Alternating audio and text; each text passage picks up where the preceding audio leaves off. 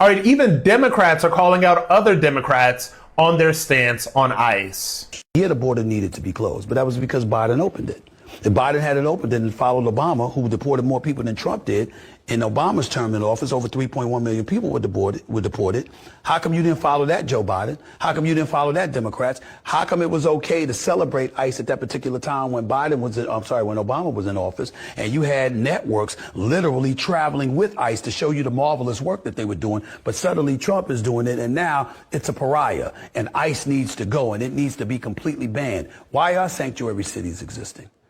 Why is that? Why do you get to, implement laws that could get you to ignore federal laws? How is that? How does that benefit our country? I'm saying to ask ourselves. All right, so look, that's Stephen A. Smith, and Stephen A. Smith is a Democrat, but you know what? Stephen A. Smith is right about this, and he is right to call Democrats out on their flip-flopping on ICE. Now, what a lot of people say all the time is that they call Obama the deporter-in-chief, because there were a lot of people that were deported under the Obama administration. And so I want to take this a step further, and I really want to break it down. I really want you to understand why so much more in certain capacities seems to get done under Democrat administrations as opposed to Republican administrations. Number one, a Republican administration will always have to deal with a ridiculous amount of subterfuge and a ridiculous amount of basically just people getting in the way of them doing anything at all. We are about 18 months into Trump 2.0, and Trump has done some things.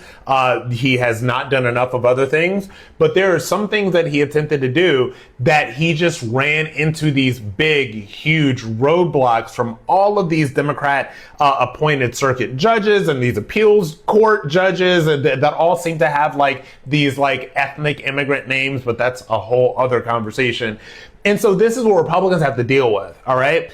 And so Democrats don't have to deal with that.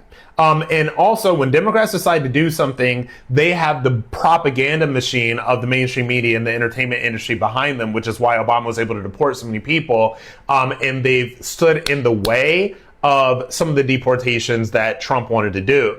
So what Stephen A. Smith is saying is that you Democrats have to get your act together when it comes to advocating for things that most Americans want. Most Americans do want more deportations, all right?